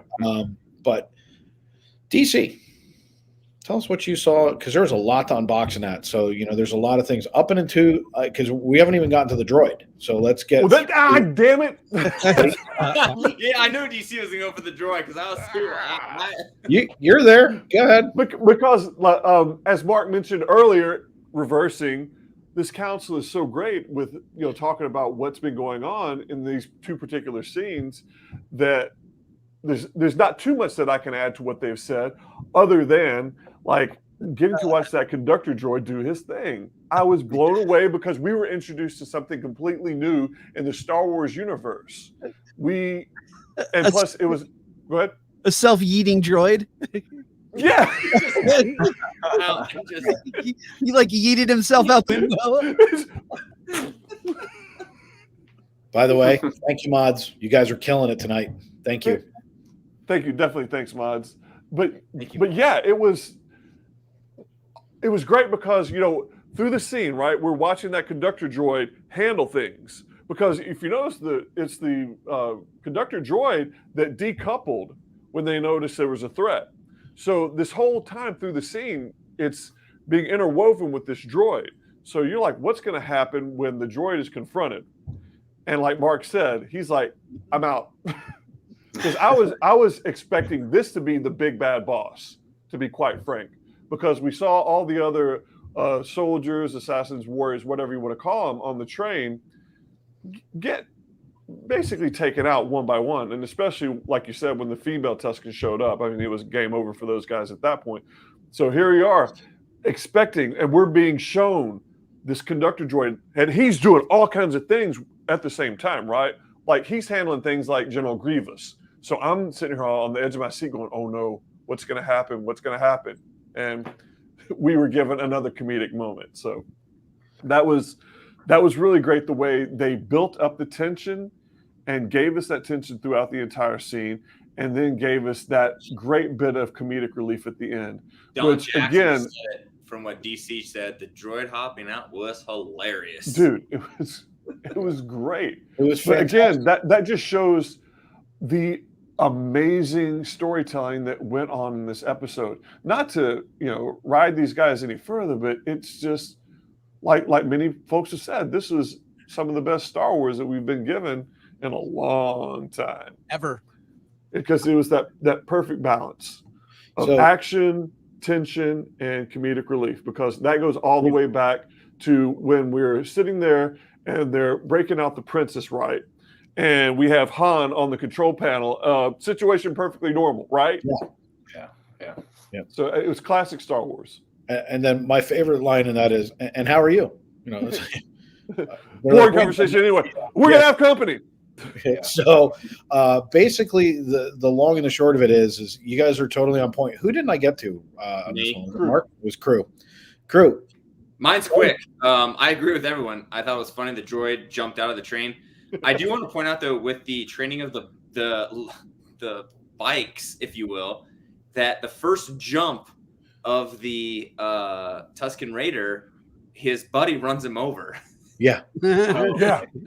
I laugh. He just looks back and goes, "Oh shoot! I guess forward, stop, reverse, like Bantha." Like, rest of you guys covered it. I mean, it was. What about the fact that, like what you were just talking about? How about the fact that he lands it one of the times, and then what happens? He falls off anyway. And Yeah. I didn't like. So let me get to that real quick. So it almost feels like he jumped off.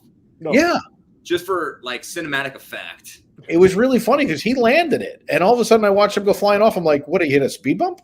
Yeah, I don't know. He's training them. They take the train. They're spice runners. They tell them to walk in single file lines. This is the Tusken Raider. That's the Tusken way. Their land. They own it.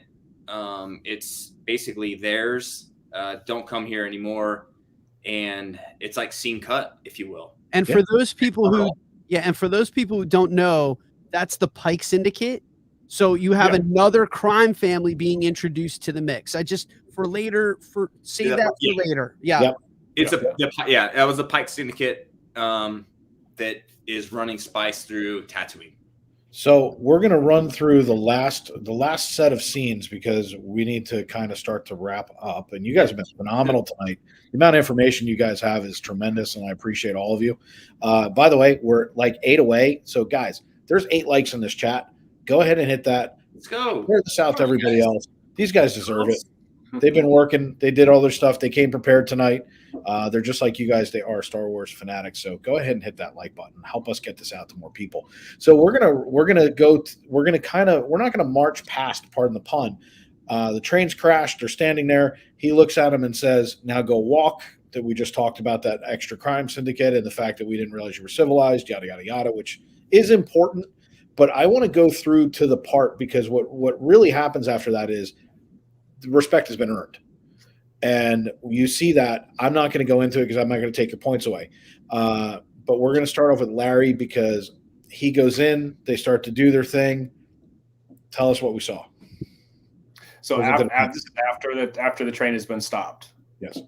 Yeah. So after the train is stopped, again, you see, even though Boba was determined to take this train down, just, to help out the Sand People or the Tusken Raiders, he doesn't jump in and just start blasting them. Again, it's some of that progression where you see where he's reasoning with them. He's like, okay, this is not your land. Now if you want to come through here, you have to pay a toll. And it shows his evolution. I keep saying it, but again, he's just growing so much as a character that he's bargaining with them. He's the Pike Syndicate. He's telling them this is how it's going to be from now on. So get used to it. It's a good point. So moving through, you see him go into the tent. Now he has that ritual. What do you see in the ritual? Because we did the train. I want to take you guys into. Let me bring up some graphics so that we can know exactly what we're talking about. But that's him coming out. But let's talk about the ritual going in. We kind of skipped over what I'm affectionately calling Bruni, because it was the yellow Bruni that went up his nose, takes him on the spirit walk. I thought I ate that thing. Yeah. So let's kind of talk about that ritual and the fact, there's a lot there, but let's kind of blow through it as they sit down. The respect is earned. He goes on a vision quest, comes back. Now for lack of a better word, they anoint them. They get him dressed up. They do their thing. So let's talk about that. Let's go with Marc. Okay, so let's not gloss over too much the vision quest. Let's think about what he sees on the vision quest. So he sees the Sea of Camino. He sees 2 trees, which are clearly the family tree itself.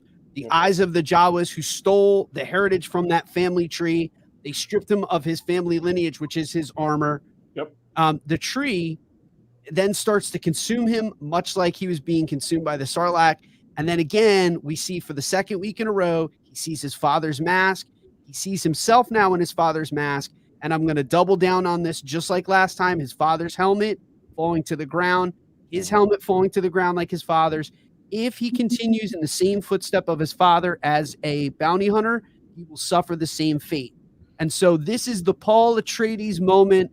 Father, the sleeper has awakened, and he comes out of the vision quest seeing his path laid before him, and he is a transformed man after the vision quest. Right. Especially, I think it was transformed really well when he watches his father's ship, Slave One, fly away. I think that was his moment of saying that point, that is leaving me now. Yeah. So, and he's got to stop chasing his father too. That was wrong. I have to stop chasing my father and be my own man, be a different man. Good stuff. That's a really great insight. I happen to agree completely. Yeah. So let's see. DC.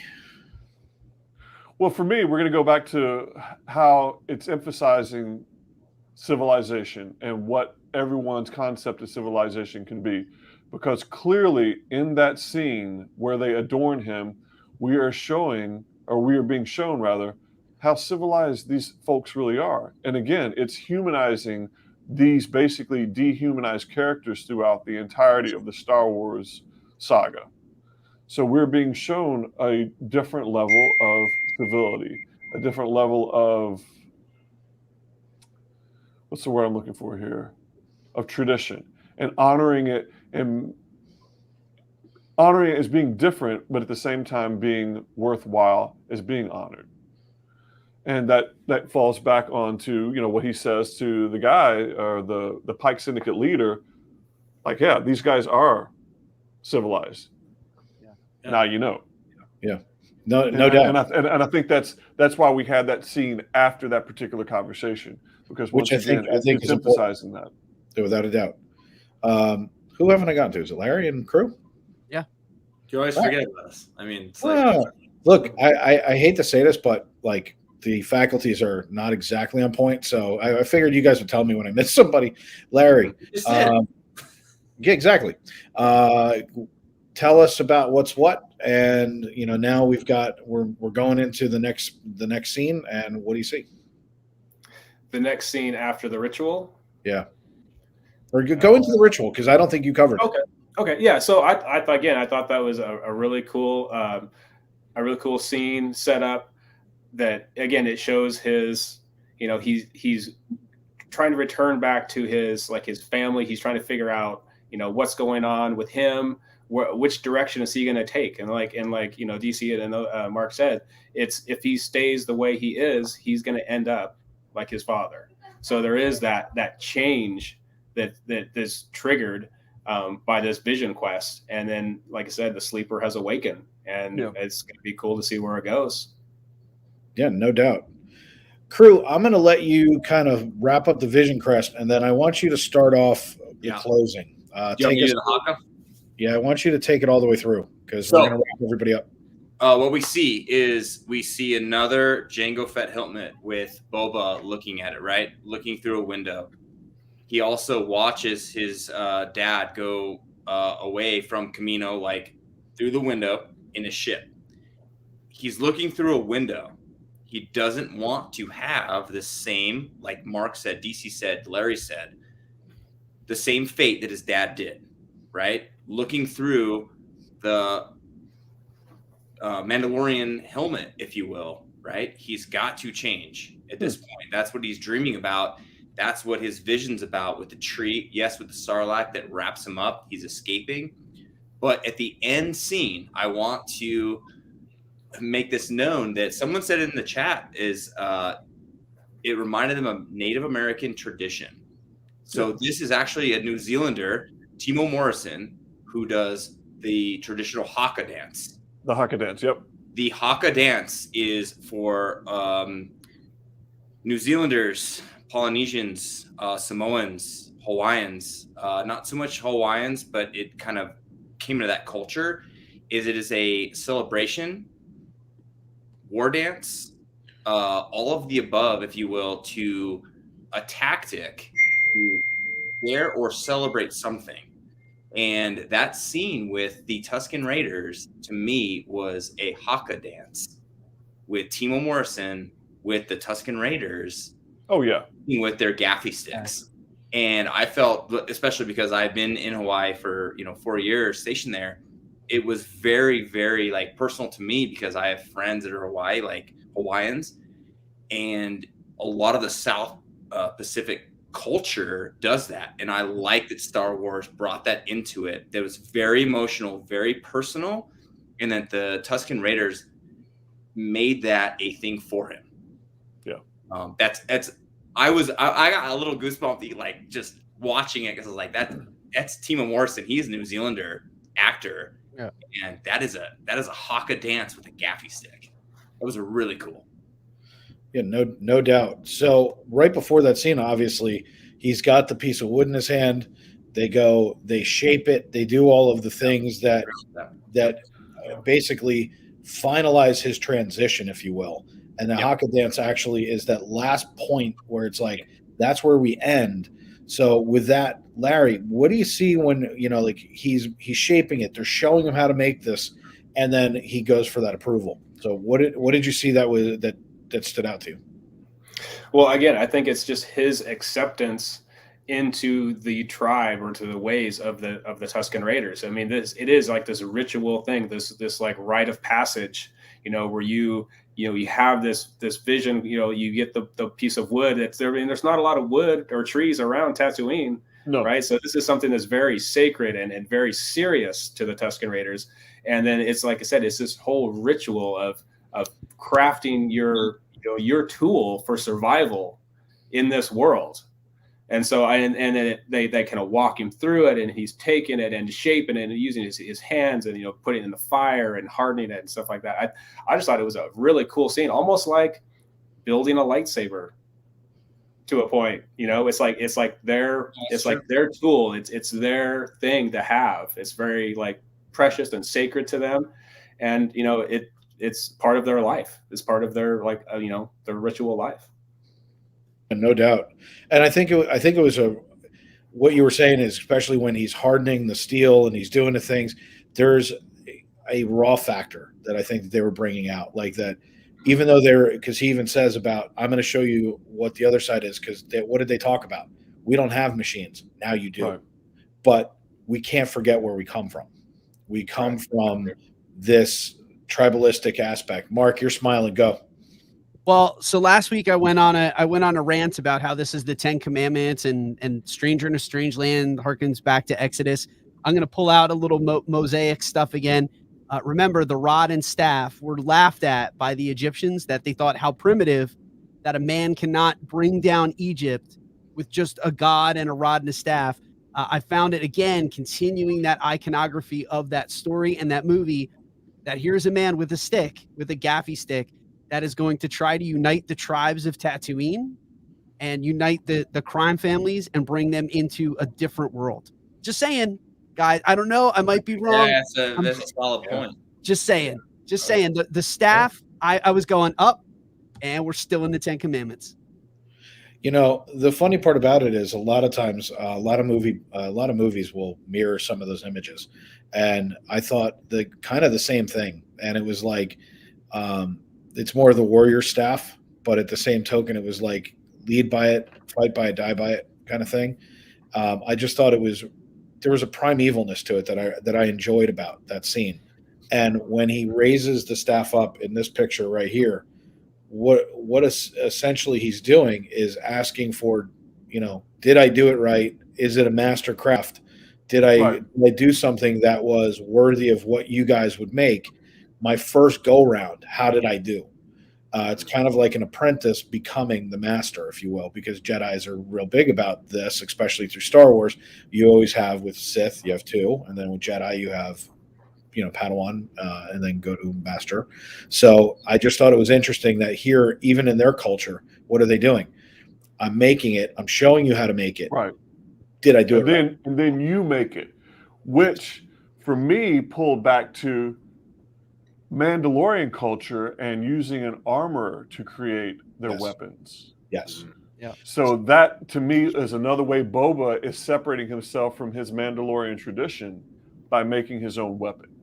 That's what stood out to me because, in the Mandalorian, every time Din Djarin goes into the armor, it's about the armor doing and making. And that's what it looked like at first when Boba came to the guy with the tree branch, right? Yeah. And basically the guy said, no, you're going to do it, and showed him how to make his own weapon. So I think, again, we're seeing Boba become a new man by separating himself from his past. Agreed. So with that, I'm going to give you guys each a 1-minute wrap up of what we saw in episode 2. If you don't want to foreshadow, you don't have to. But if there's something that you feel like 3 is coming, because the last we see, they're doing the Haka dance, and we end with he's tribalistic. So we had the ending scene of present day, obviously with Darth Wookiee, and then we had that one was for you, Crew, and then you had the Haka dance. I'll do a Haka dance too, by the way. I want to see that. There's bonus points for that. If you're just joining us, by the way, you are joining Book of Boba Fett. We are getting ready to wrap up, but please hit that like button. If you're new here, hit the subscribe button. We do this every Thursday.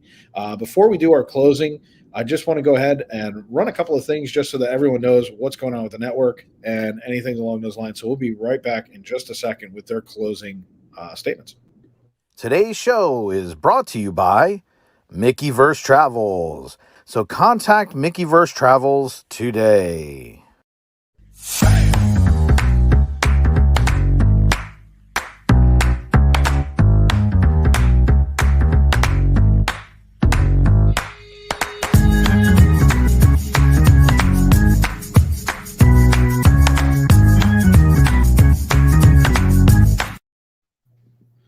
Okay. So for everybody else who's just joining us, hit that like button, hit the subscribe. If you really love what we do, consider becoming a member of the channel. There's a ton of perks, so go ahead and check us out. But with that, what we're going to do is we're going to go around. I want to start off with our special guest, who, by the way, looks a lot like this. Larry, great picture. Larry! Darth, Larry, take us home, because then we're going to pop you out. We're going to take you guys out one at a time. Wrap it up for us. What did you think? What do you see? What do you think's coming? And go. Well, again, it's a great episode. It kind of, again, it humanizes the Sand people, the Tusken Raiders. It really brings them into a whole new light. As far as what we knew about them before, for this episode, really even, and just to see that, and then the bringing in of all the different characters, the new characters, the dark, the Black Krrsantan, and then the other Hutts and stuff like that. It just amazes me that, even though Star Wars has been around, for a while now, but there's so much new stuff to bring, to be, to put out in the light, and for other people to see, that it's amazing. And I think that, eventually after this episode, where it's going to go, as far as timelines go, you have to kind of start wondering, like, where is like the Mandalorian timeline here, as because he's got the robes now, he's got his gaffy stick now. So you have to wonder, is like, does Fennec maybe show up in the next episode, or something like that? Does he find something like that? I think it's close, but I'll be excited to see if those timelines start to. That's actually a really, really good point, because at some point he's got to find Fennec. So that's a really good point. Yeah. So let's go to Grand Moff Marc Valentine. I don't know what the future holds, but I can tell you this: it's going to be epic and it's going to be amazing. Do not sleep on this series. I think we're going to continue to see more of a progression in the flashbacks. I think you're going to see him saving Fennec. I think you're going to see the bond that the two of them develop. I think you're going to see him reclaim Slave One. There's still a lot. Don't kid yourself. There's still a lot in the past that needs to be explored. So I think that we're in for a lot of good stuff that we haven't seen, but I'm all about the future and the showdown between, him and these bounty hunters. I want to see him take on the Hutts. I think this is going to be, I'm going to go out on a limb. I think this is going to be better than The Mandalorian. Just saying it. That's strong fighting words right there. Yeah. It is. Hot takes, only hot takes. But Chat, that's a that? very educated hot take. So let's go with DC on that one. He just made a bold statement. I know how you feel about Mando as well. So go ahead and do that. And I'm also going to challenge chat. What do you guys think? Is it going to be bigger, better than Mando? Is it a flop? What is it you think of the series as we sit right now? Look, it's been rumored that a lot of people have said that they didn't like it. I agree with Mark with the sense that it was a 5-minute wonder where people were sitting here going, they judged it off the first episode, which is unfair. Yeah, it's unfair. Yeah, very unfair. But the same people said the same thing about WandaVision. I just want to remind you. Yes, they did. WandaVision's great. I agree totally. What we don't have in this world anymore is patience to let things develop. No. If they binge watch this and we were to sit down and watch them all in February, you would think this is one of the most epic stories ever told. I agree. And that's what we're all going to look back at. But I'm not going to here to do my speaking. It's up to DC.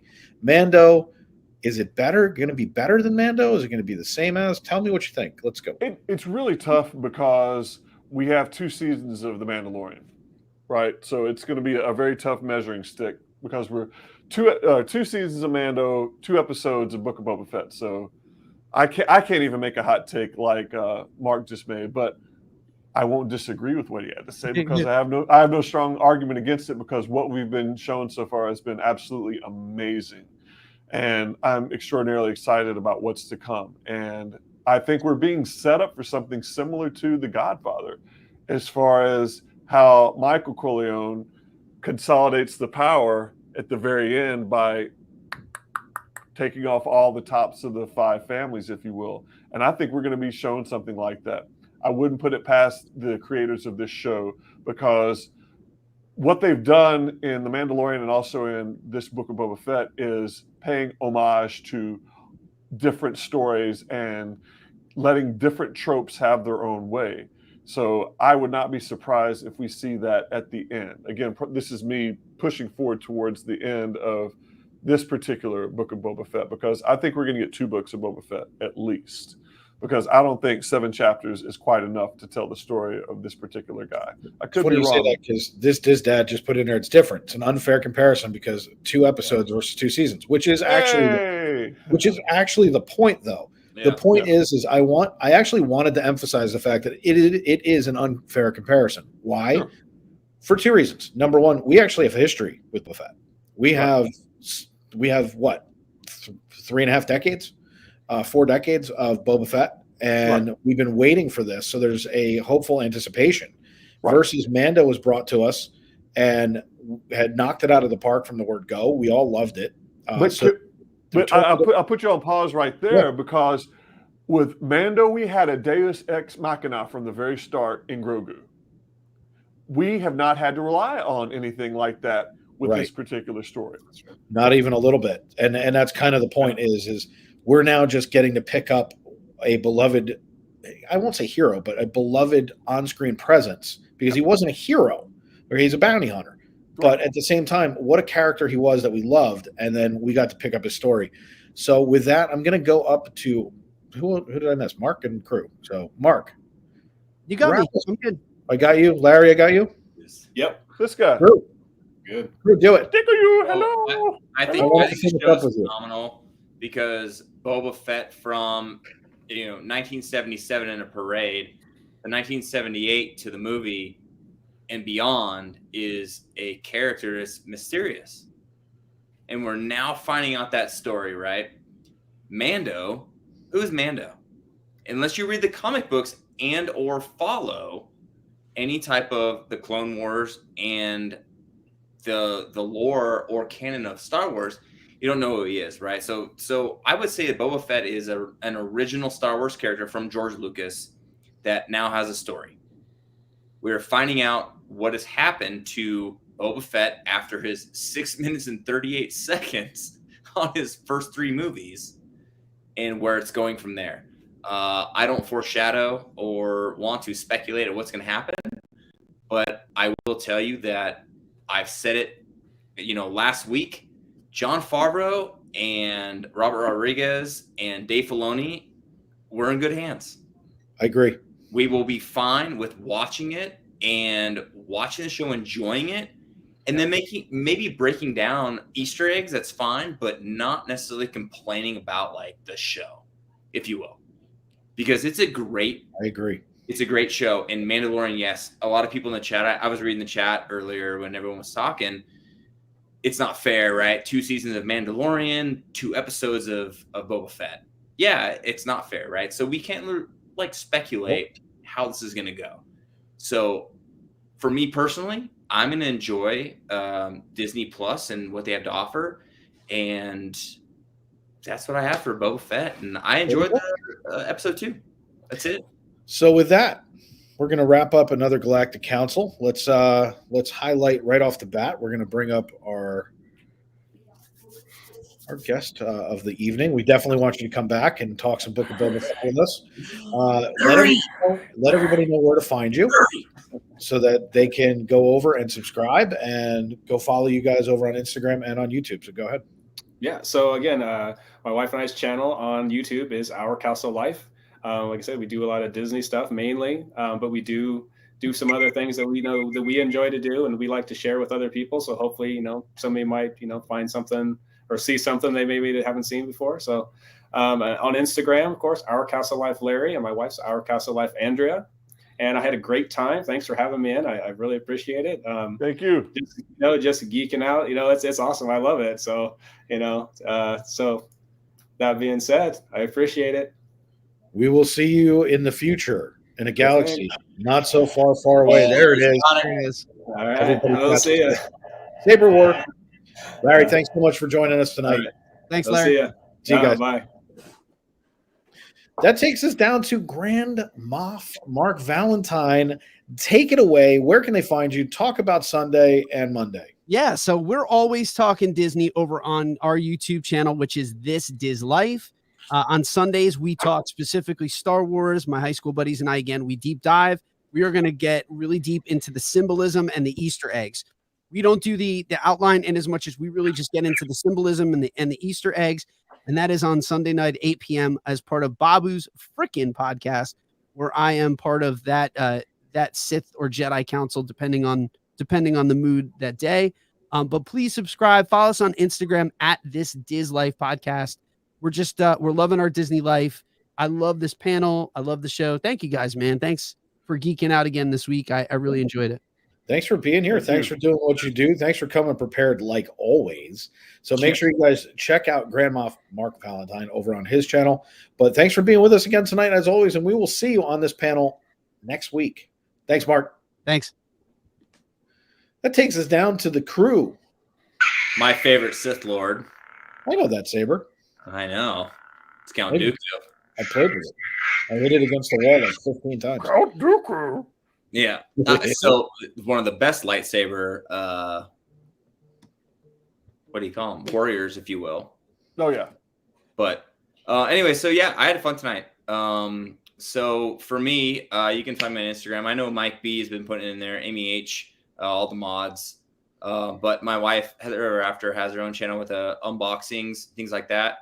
Everything you see behind me is probably something either that FP has bought for me or we've gotten unboxed.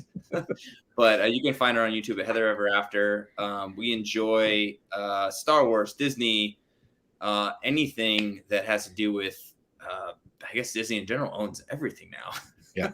So, yeah, it was a fun time tonight, guys. Good deal. Well, thanks for being with us as always. Thanks for bringing your A game as always. But if the you A game's not in the dark and the cold in Kentucky. But if you don't give me one of these, I can't let you leave. Oh, okay. I gotta put the Count Dooku down. I will. I'm gonna give a ploy real quick because next week, we will be in the parks. Nice. So it will be a live stream, live park. Boba Fett. Heather's got to love you. What's that? I said Heather's got to love you. You guys are in Disney. You're going to do a live.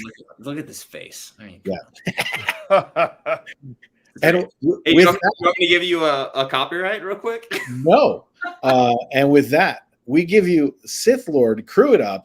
Take it away, everybody. Say thanks. Say goodnight. Say goodnight. Hey, guys. It was All fun right, tonight. We'll see you.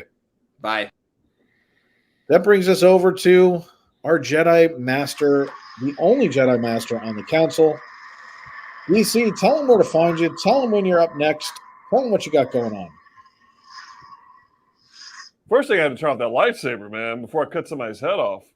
or hands or feet or legs, that whole deal. That's an Anakin move. Hey, it's a very good move. I'll get that saber for next time. Yeah. So at any rate, you can find me, DC, with my wife on our channel, DC and Michelle Do. That's on YouTube, and you can also find us on Instagram. And like most of us here, we're big Star Wars fans, and we also dabble in a little bit of the Disney. And as far as where you can find us next, tomorrow night, we're going to be taking a lot of you back to your teenage years. Dave, when you were between the ages of 11 and 14, is there anything you would do very frequently on Friday nights with maybe friends? Movie night. Game night. Okay, movies? Game night. And where would you play those games? You don't want to know. Oh, okay. No, kitchen table.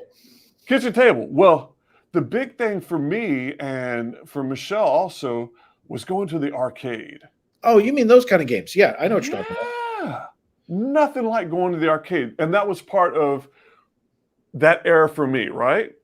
And whenever we go to, the arcade, you'd always have to bring a bunch of quarters, right? Because let's face it, back then, that's how we played games. This is before everybody had a PS4 or an Xbox or whatever. I'm showing my age a little bit. So what we're doing is tomorrow night, we're having a new show called DC Michelle Do Game Time, the fourth quarter. Nice. And what we're going to be doing is playing some new and classic games. We're not going to turn it into a traditional gaming show where it's just a screen and us, playing the game. We're going to be talking about some of our favorite games, reminiscing. We're going to be playing games at the same time. And yeah. And we'll be doing some. They need to go from DC and Michelle Do on YouTube so they can watch it. What time tomorrow? 8 p.m. tomorrow night for the very first episode of Game Time, the fourth quarter. There we go. So everybody, make sure you get over there. You hit the subscribe. Go pay attention to what they do, because Friday night they're going to be doing that. They do a lot of blocking and talking. So make sure you get over there and support DC and Michelle Do, because do or do not, there is no try. Amen, brother. Thanks for being with us. We see you next week. And thank you so much. Thank you for doing it, especially tonight. Appreciate it. Thank you. Definitely. Thank you. Bye. So, everybody, you can find me at, I don't know where. Let's get that banner down, because that doesn't make a whole lot of sense. Coming up next on the FPE Network, we have our next show, which is the Disney Underground. So this chat's going to go right into the next one. Make sure you guys stay tuned, because as soon as this is over, it's literally going to take you to Disney Underground, where we have Matthew Yipchuk. We have a bunch of guests. You got Gene Fitzmagic with Maddie B. Make sure you get over there. You hit the like button. Make sure you hit the like button here. If you're watching this in a replay, hit the comments. Tell us what you liked, what you didn't like. Help us grow this show, because this show is going to be epic. We're going to start doing more and more with it. But stay tuned. Coming up next, the Disney Underground, Matthew Yipchuk with Gene and Maddie and a bunch of other guests that are going to be stopping by. You guys have gotten used to it as to how we do it. So with that, what I'm going to say to you guys is thank you for joining the Galactic Council. Thanks for being here. Thanks for nerding out with us a little bit on Star Wars. And we will see you guys in a galaxy far, far away. Mods, by the way, you guys were out of this world tonight. And I thank you guys so, so much. To the chat, we appreciate you. Amy H., Mike Wheeler, Jonathan Chong, and everyone else that was in here. I want to thank you guys from the bottom of my heart for keeping us safe, keeping us fun, keeping it warm, keeping it going. So with that, we'll see you next time. Thanks, guys. What do you do with your ears when it's raining in the park? The answer is Ponchier, the first internationally patented poncho that is designed to protect and display your headgear in the rain without ever having to remove them. Ponchier features a patented hood with extended visor to add additional coverage to protect your face. Find them online on your favorite social media or at their website, ponchier.co today.